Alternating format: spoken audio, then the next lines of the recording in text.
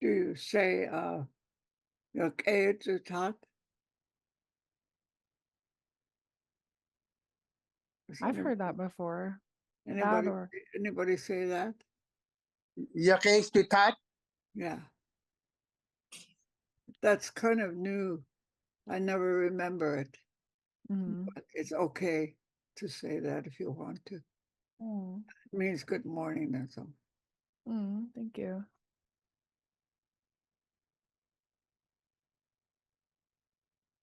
Because it's Folks, not a greeting that I'm used to. yeah. What about Shirley? Did anyone ever say Tsuhaka Kiwa'a? Um, I never really did hear that. I know what it means though. Yeah. Yeah. A lot of times my students at UAA want to learn a greeting for the morning time, and those are the ones that I know of.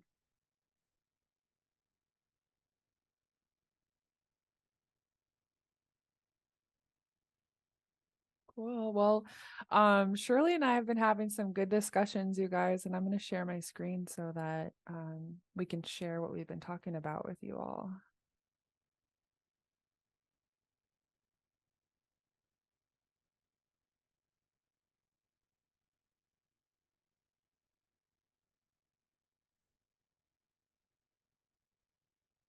So here we are. It's Tuesday, September 17th already. Yeast Kuaha. It's fall time now.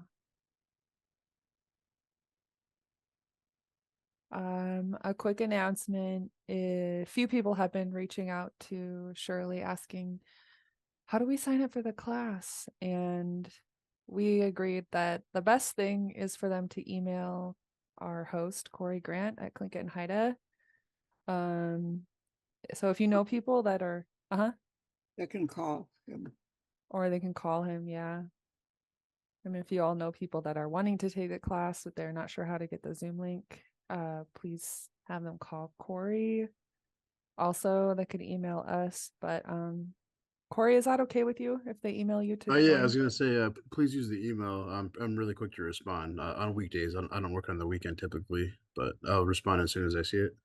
Goodness, cheese. Thank you.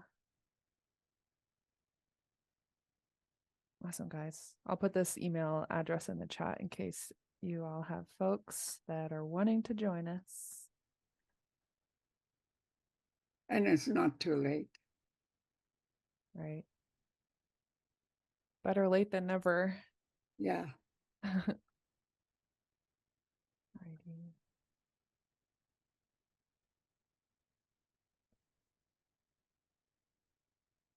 On the board for today, we're going to do a quick test on vowels just to see how comfortable folks are with them or if we need to keep working on it. I'll host a short discussion with questions and answers that you might have. I'll be prodding you for your language interests because, like I mentioned, Shirley and we plan the classes, but as much as possible, we also like to include your personal interests in our lesson planning as we go. And then a part I'm most excited about is Shirley would like to share with us about clan houses. And we have some slides and images and discussion. And so I look forward to that. Quick reminder, if folks have email questions, they can want to email us. Our email addresses are here on the screen. And then looking ahead, what we're planning our future lessons for, we'd also like to talk about cry songs and hui. So those will be in lessons to come. But first off, let's revisit our vowel sounds. So like I mentioned last week, vowels can be short or long and low or high. But as Shirley mentioned, we can practice the high tone vowels later as they come up. For now, I'll just be saying, for example, single letter A, and then I'll ask everybody to unmute your mic and then just say the sound together. Even if you all say it together, we can still hear like, oh, this one, there's a couple that need help, and we'll address you as a group rather than single you out. So pretty good group today. There's 7 of us in here. So everyone go ahead and unmute your mics. I'll read them off to you and then I'll just ask you all to pronounce them together. So first one, single letter A.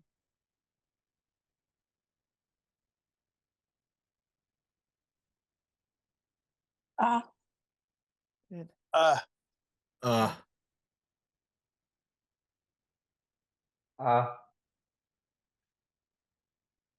And by the way, for folks that this is your first class with us, don't worry, this will be an exercise and we'll continue working on vowels. So that was single letter A. Let's hear your single letter E, Gook. eh, Good. Single letter I. eh,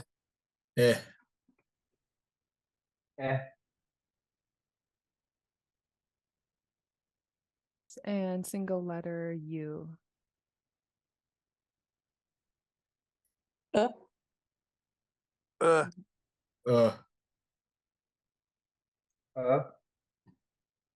Good. Those are all the short vowels. Now we have double letters. These are longer in duration. So let's please hear your double letter A.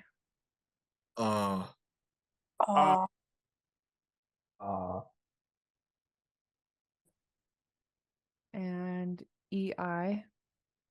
A. Mhm. Good. And double E. E. e, Good. Last one, double letter O. Ooh. ooh, Good. Mm-hmm. Shakhsani Keek, do you have any immediate feedback? Well, that's really great. You all get an A for doing that. So of course you know that you don't say university, we say university. So, that's a cricket way of saying it, university. Very good. Okay. Oh, Sheesh. oh. Good job, you guys. That's our vowel review. So questions and comments. If you guys have any questions or comments off the top of your head on anything we've covered so far, Anything they want covered. yeah, anything you want covered. One thing I put as an example was naming babies and children, because that's one of the things we talked about in our prep period. It's just an example of a language interest you would like covered. So what else are you guys thinking of?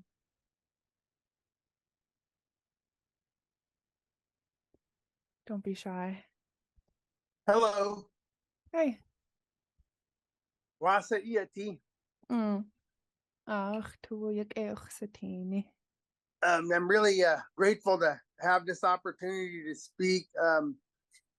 And I know that the last class that both you and Shirley both shared a lot of your personal experiences. And I'm really grateful to have you guys as teachers.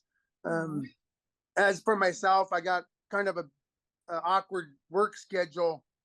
And so the best time for me to do class is in the mornings before the afternoon. And that's when your classes are.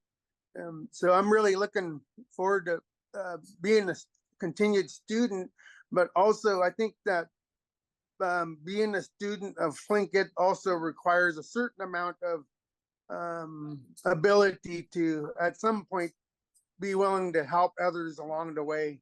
Yeah. And I think that's, I can't practice speaking Tlingit by myself.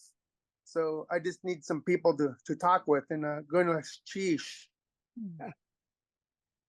Okay. That's a very good point. Because listening and saying them really helps you in the learning. You're learning as you're trying to help others. And that's our goal in this class, is for you to learn how to be comfortable enough to want to help others. Gonna teach. Mm. Yeah, I would add to when I started, after I'd been learning for a couple years, mostly I would just be in study groups. And that's one way you can start too, is like starting a study group or joining a study group.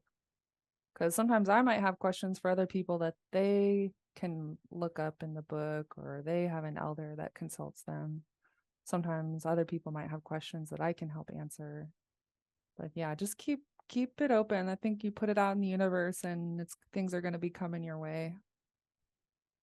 Yeah, I went to the bank, and while we were talking, the teller began to talk to me in Tlingit. And I said, wow, that was really good Tlingit too. And he said he's not Tlingit, but he had a friend that was teaching him. So uh, that's something you can do as you go, because it keeps you in practice, and you're able to, and if you have questions you can't answer, you can bring it to us. Hmm. Um, Good points. Thank you guys for sharing.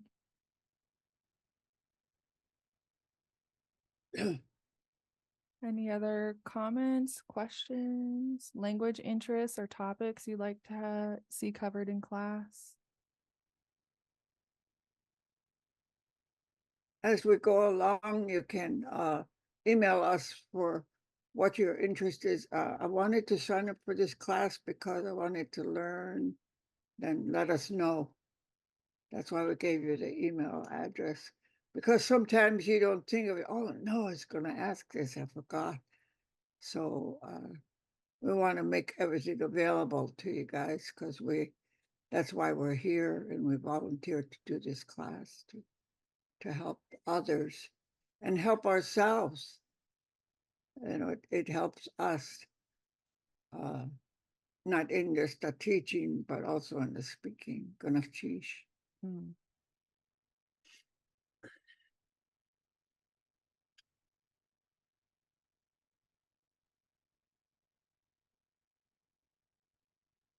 Good point.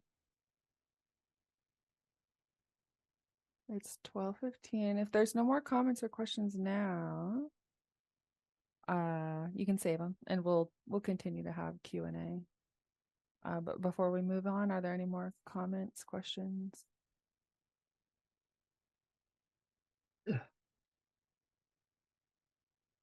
I think everybody's excited to hear about clan houses. I know I am. All right. I see some head nods, so we will revisit this conversation.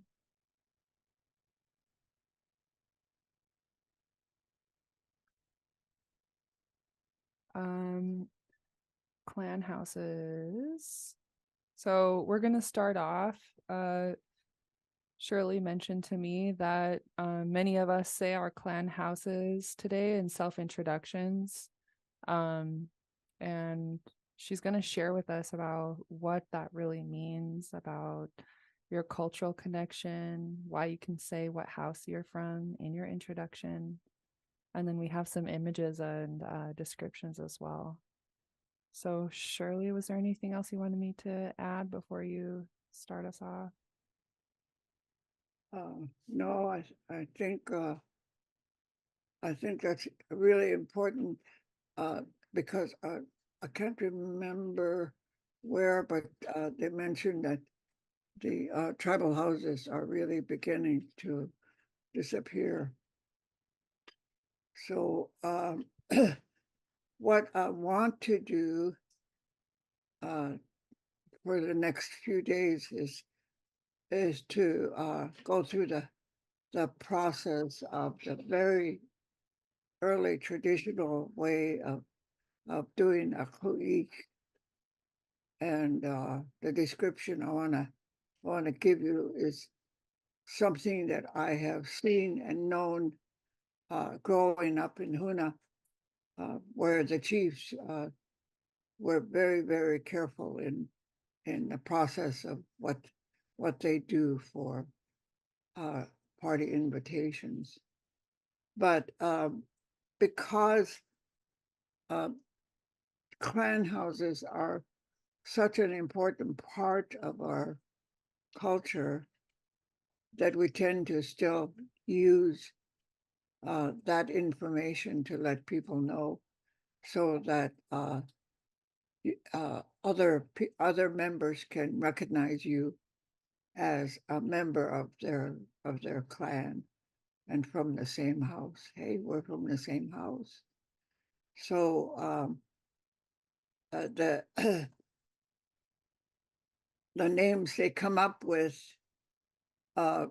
in building these houses, the tribe, the clan, there was a lot of movement.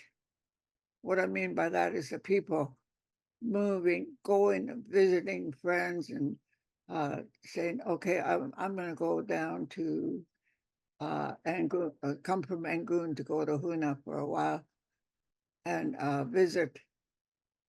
And they come and they're welcome to spend the time with their relatives in the houses that they belong to.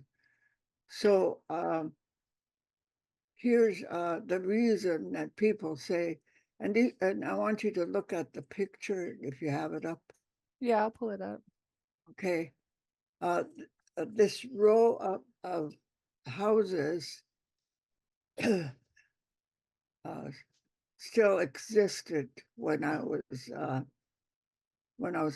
young, and when I saw the picture of these houses, I was really kind of amazed.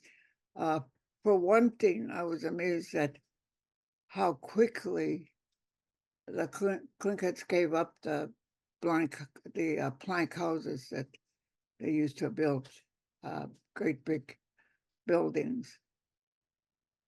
They gave it up quickly and built these houses out of purchased lumber, windows and doors. And the inside of the tribal house, I think there was a description of a clan house in Glacier Bay that they just built, and it's quite impressive to look back that far and see a plank house that is built, and it has a fire pit in the middle.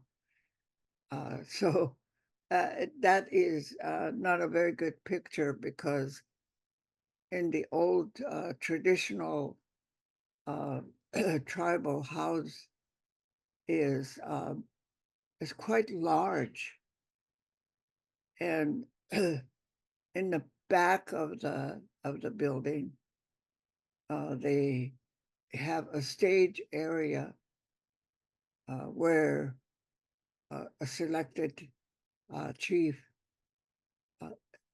We didn't have chiefs that were like me, big chief. It was a council of chiefs that that were in charge of the clan. And one of the chiefs could be living in this house, and the other council members could be living in other tribal houses. So the stage area,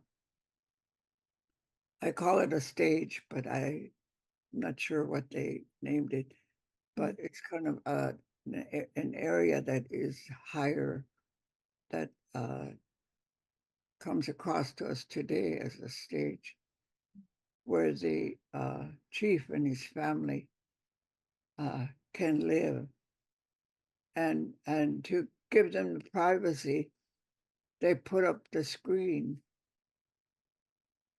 to,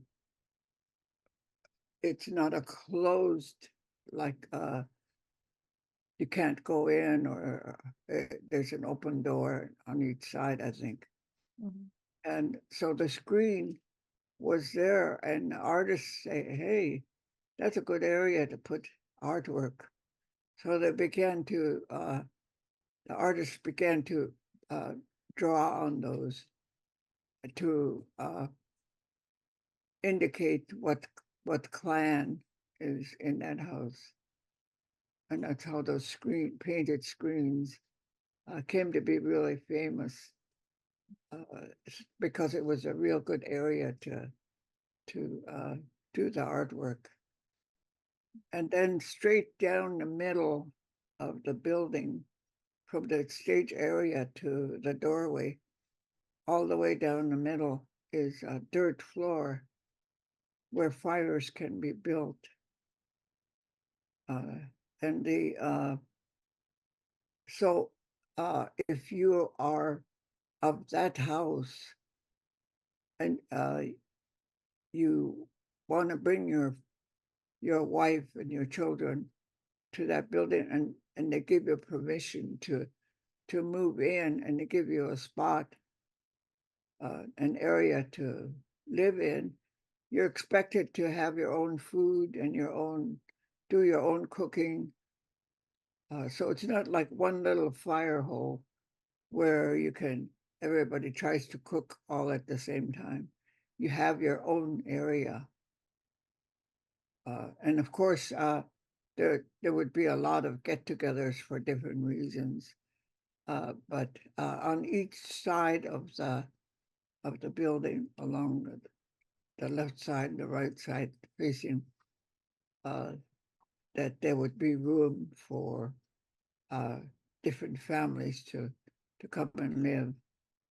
So when these houses get filled, and there's really no room, but they try to make room to get different families in that have the need, and the clan is willing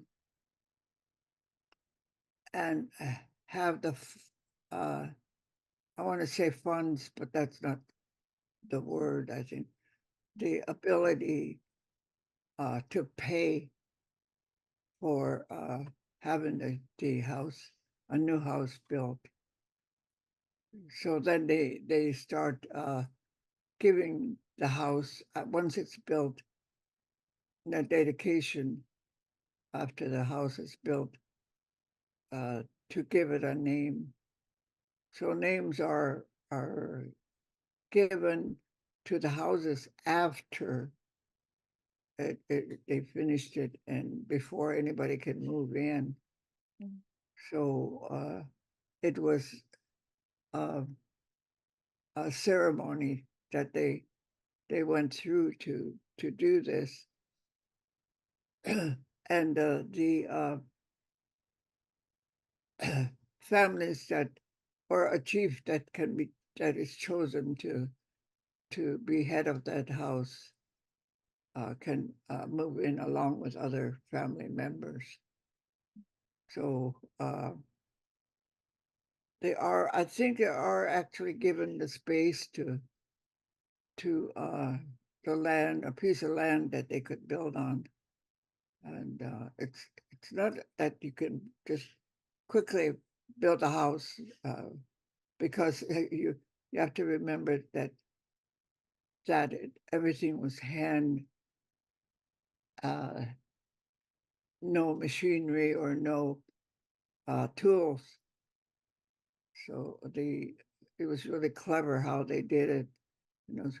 Great big giant plank houses stood well, but these were given up really fast. And the row of houses you see on the picture were none of them were the plank houses. They were regular houses with windows and doors, and a lot of them were painted.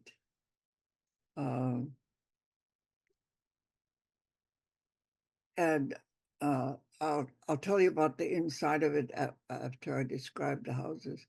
In the middle of the row of houses, and these houses all still existed when I was growing up, even up to the fire.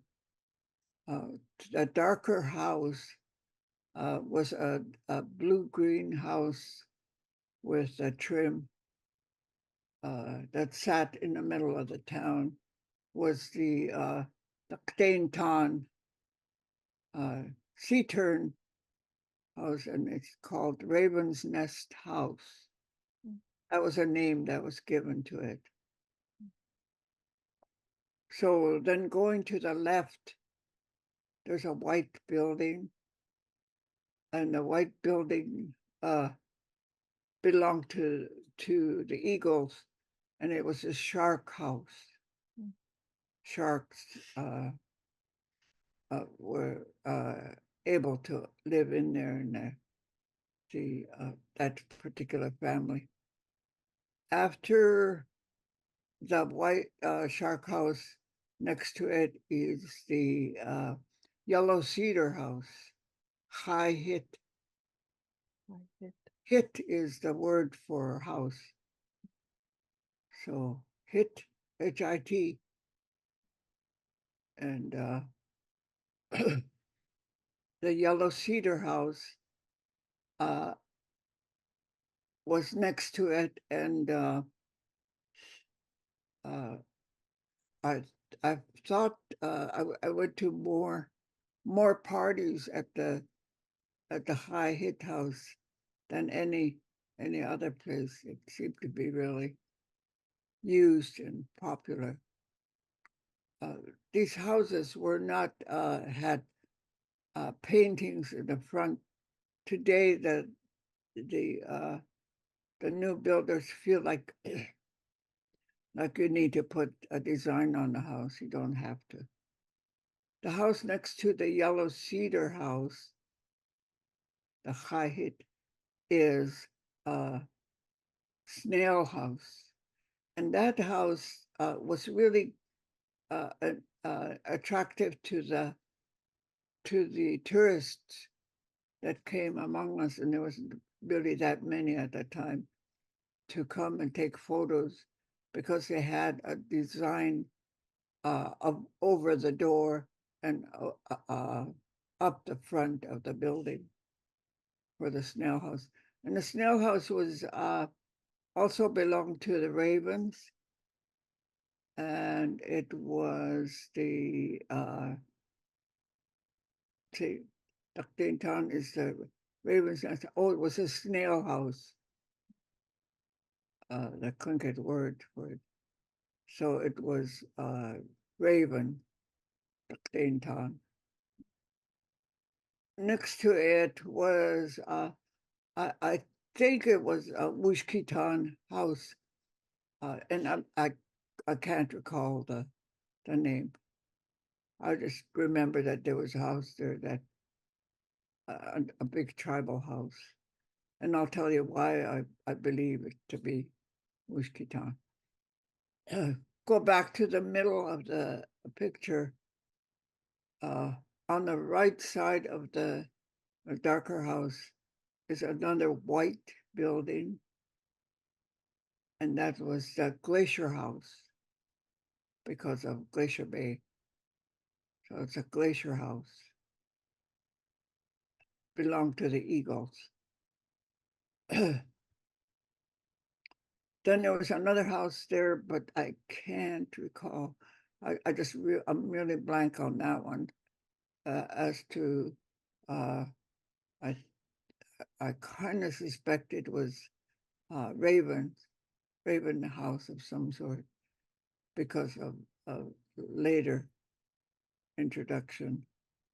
The house next to it was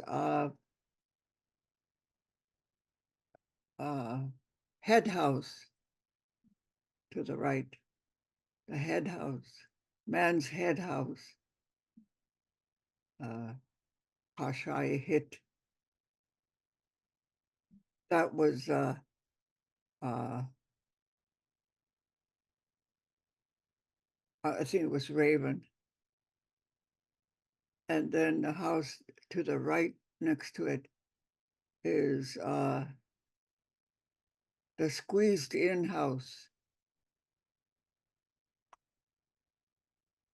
Hit.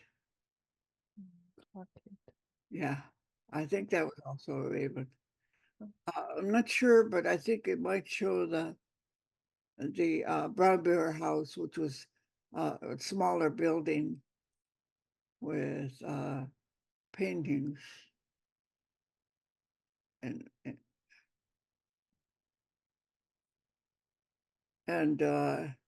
so these, like I said, these houses still existed when I was little. And what happened was, as you can see, it's sitting, all these houses are sitting facing the beach. And they decided to build a boardwalk from one end of the buildings to the next. They made a boardwalk. So some parts of the boardwalk still existed when I was a kid. We used to play under it. As people walked over our heads. We were under the boardwalk. And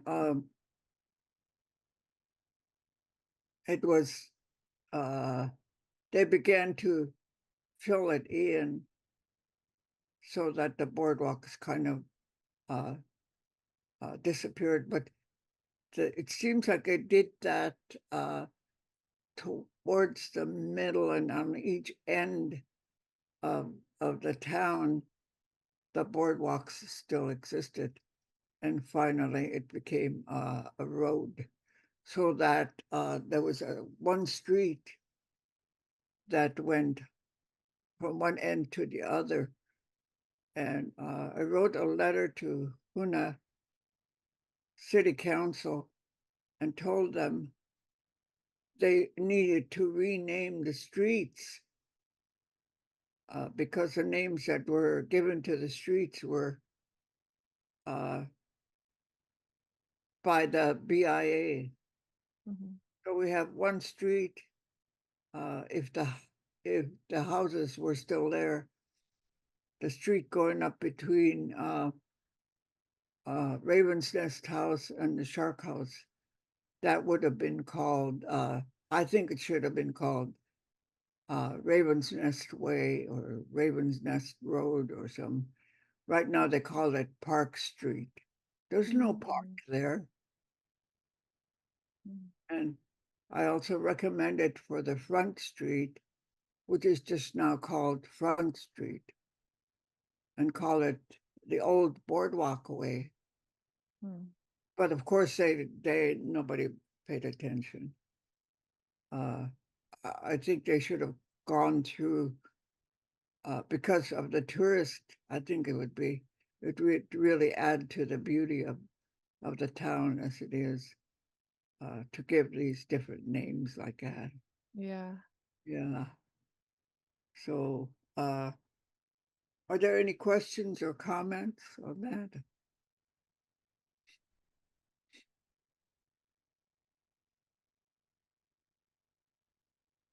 One thing, Shirley, that my UAA students ask me about that I'm not really able to answer, is like when people introduce themselves and they say their clan and then their house, like how does that mean? Like how does that relate to their family and how they relate to people?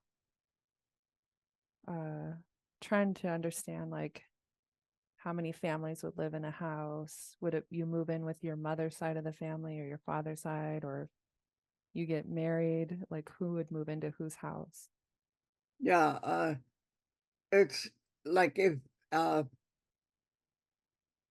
your mother, like my mother is from Haynes, that's where I have a house belong, the Bell House. So it's where your mother her house, whatever that was, not the house that your father brought the mother to. Oh. Yeah. Uh, Oh. Still your mother's clan. When you say I belong to this house, it's your mother's house. I see. Yeah. So Thank that you. was really important in your identity. People say, "Oh, uh, we're from the same town or the same house, or my father was from the same house or some, so it was a real important part of the identity. Yeah, and the names they gave, to the houses as they were built, the fun examples are uh, uh, Clinket, Kagwatan, when they built their houses. Uh, and one house that was built, and I'm not sure if it was because of the people who did the construction or not, it might be. But by the time it was finished, it looked like a box. It was square instead of with the roof, and all that, Oh. the smoke holes and everything. So they called it the box house. Oh. Yeah, and then they started building another house, Kagwantan still, and they were getting finished with it, and it burned. So they had to save it and try to rebuild it. After it was rebuilt, they called it the Kawagani hit, the burned down house. Oh. And that's where the word Kagwantan comes from. Oh. Yeah. So some of them have a real good sense of humor to Yeah. give it the name, like the man's head house or the squeezed in house. Mm. Had to squeeze it in between two houses. So, uh, so these houses were in existence when I was growing up, and the insides of the houses had regular floors. And by this time, um, uh, the Clinkets began to realize that it was okay and it was safe to start building family homes that were smaller, where you could live by yourself and have a lot more space. So they began to do that.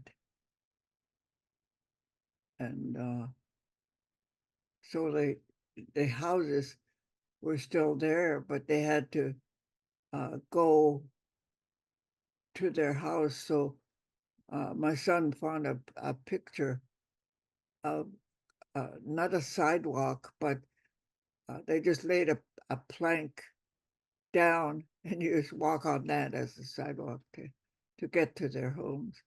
But the you see the row of houses, the smaller houses began to appear on a hillside. Mm. Uh, uh, Behind the big houses. But I'm kind of getting away from what I wanted to say. When Huna burned down, all these houses burned and destroyed, and the BIA came in and said, "No more clan houses, no more. You can't have a tribal house anymore." So Huna obeyed. So they gave us what I call monopoly houses, the little rows of monopoly style buildings that were exactly the same. Every single one house was the same, regardless of how big your family was. So the front row, I don't know. I don't think. I think we'll have to show you a picture of Huna when it was rebuilt. I forgot to tell Carl to give you a picture of that. I can look on it. Yeah, and it showed the row of houses in the front. There was a big row of houses there. So right in the middle, if there's any color at all, the house is yellow. My dad was a carpenter, and he couldn't stand it if a house was unpainted. So right away he painted it yellow. So that was the where the Raven's Nest house was, and that became my dad's house. Oh. So and I don't, to this day I don't know. I didn't really think about it to ask my dad, but he was one of the supervising carpenters, so I'm kind of thinking he was involved to all of this. But anyway, he got the house that sat where the Raven's Nest house used to be. And then to the left of his place was another house, and this would have been the Shark House. So the lady that moved in was head of the Shark clan. She lived there.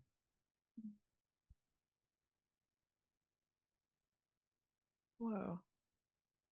And the next house was would have been the Yellow Cedar House. I still think of it as the Yellow Cedar House. And that was given to the chief of the Yellow Cedar clan, the not Ductain, Chukanady, I think. What was his name? I'll think of it.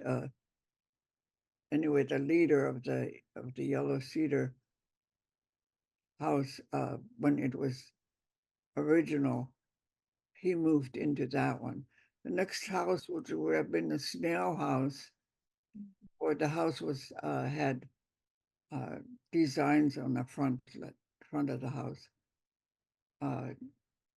Was the person that moved into it was Elsie Pratt, and she was of that Snail House, Ductainton Raven House, that lived there after the new housing was built. Next to it was the name of the building that I couldn't remember it, but I think I know the tribe would be Wushkitan. And Archie Brown moved into that one because that's a Wushkitan house. Then back to my dad's yellow house, the one next to it would be the Glacier House, and that was given to Mary.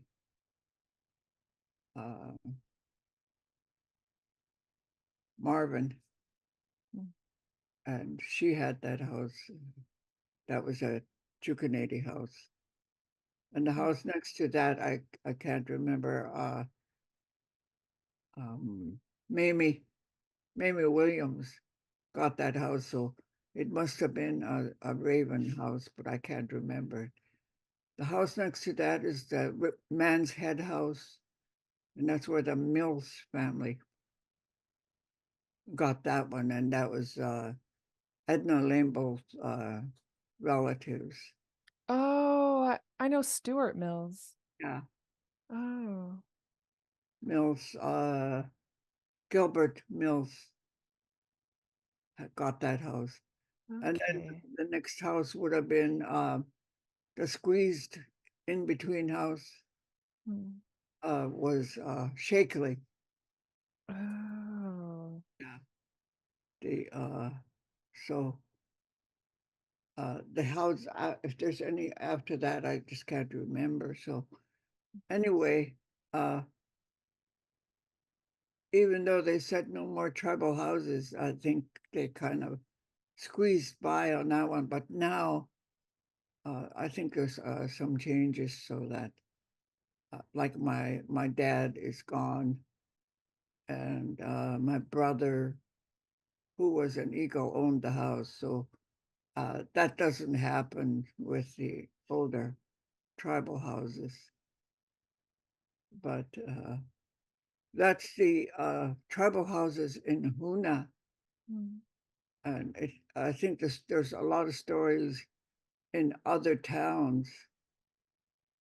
There was, when I was in Sitka, I used to, when I was a child, we used to go to Sitka and they had these tribal houses. We used to go and stay there.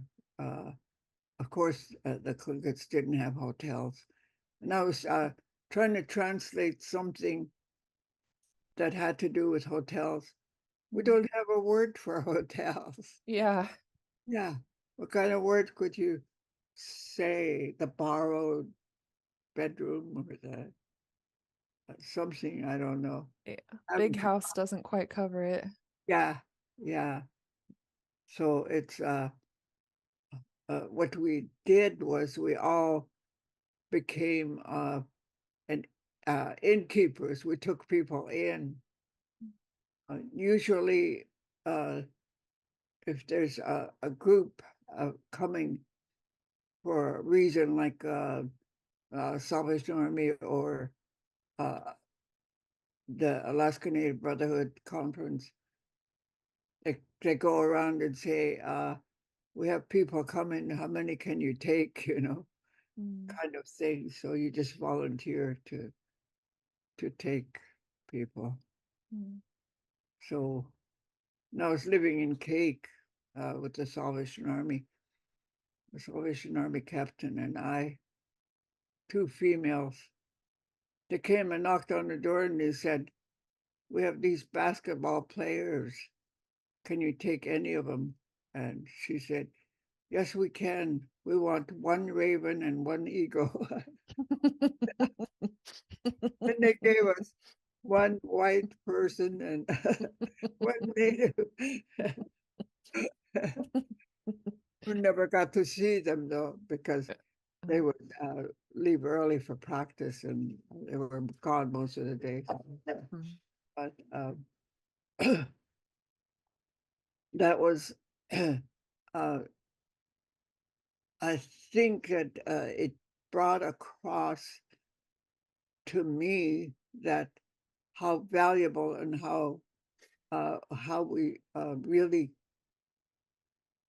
felt that this was an important part of our culture to keep it going.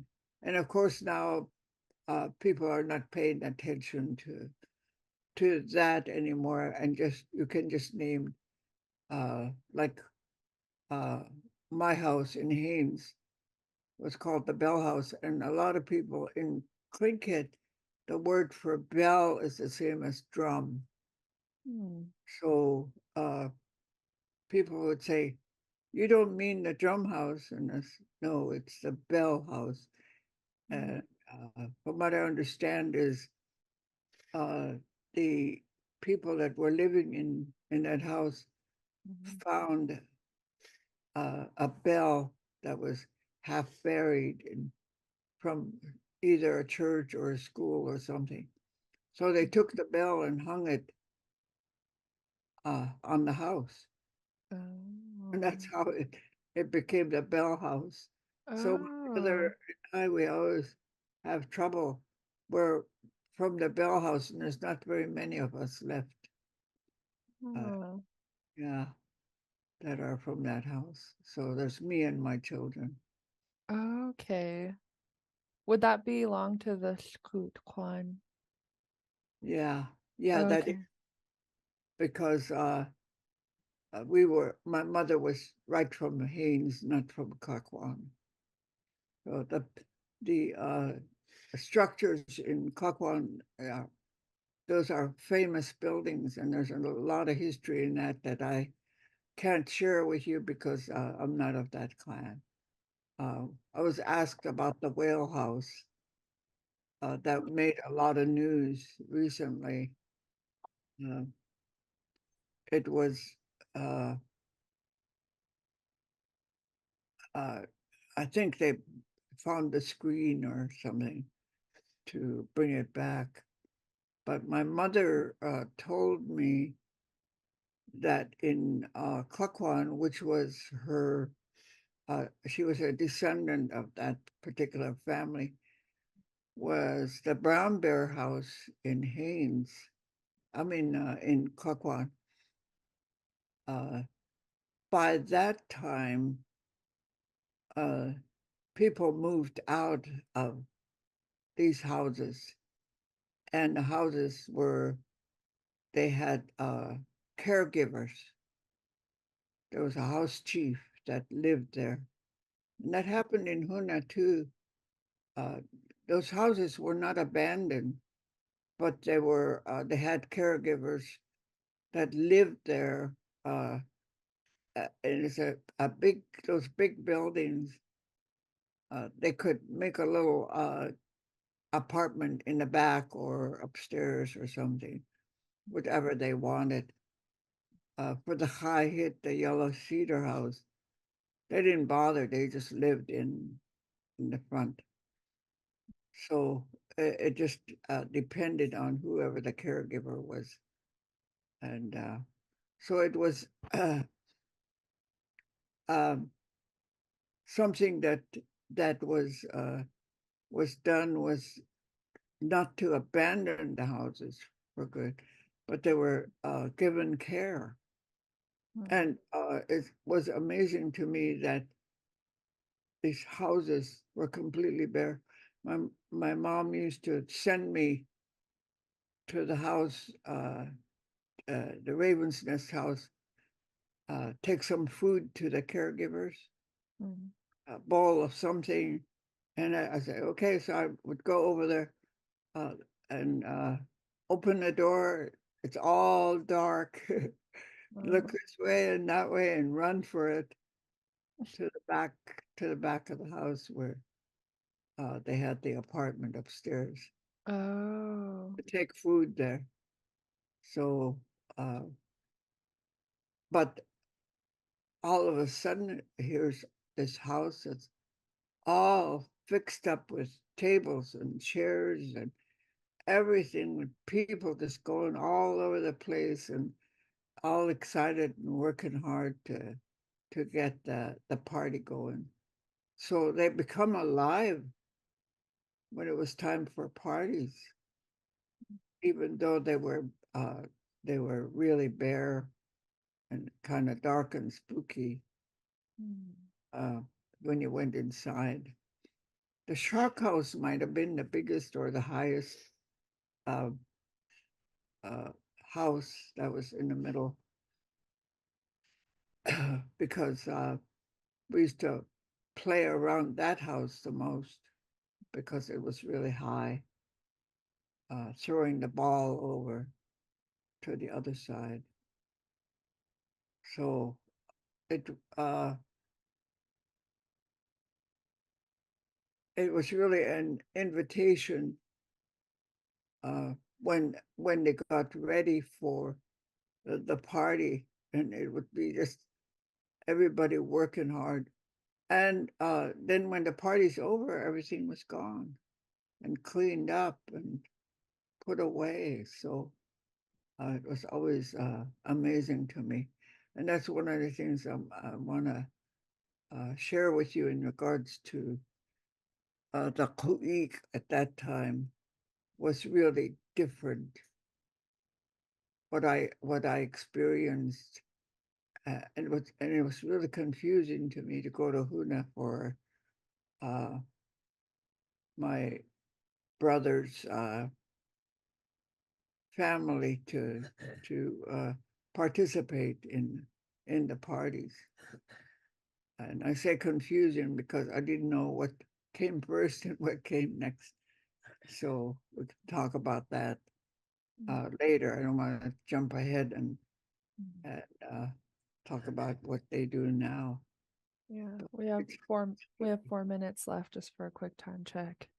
Okay, if there's any questions or comments or experience you had with tribal houses. Hello, Yeah. I have a question. Yeah. My grandfather is from Klukwan, and I was just wondering, is that considered just hot fun? Yeah, Goodness, cheese. that whole area, the Klukwan and Haynes, just hot. Yeah. Yeah. Yeah, his name was Kaushte. Yeah. What clan? Kagwantan. What, yeah. His uncle was Stiwuka, Oh, yeah. and his mom's name was Pasti. Ah, Dutla Udusagan. all the names that I'm familiar with, Stuart is, I think it's my oldest son's cricket name, Stuart. Hmm. Oh, Yeah. George Dalton had that name, Stuart, oh. in Huna. So, yeah. And Costin is, I met somebody recently that has that name, but Costin is Amy. Um, actually, I said Pasti. Costin. Uh, Yeah, I'm trying to remember who it was that somebody had that name in Huna. So yeah, Stuart is my oldest son's name, and oh,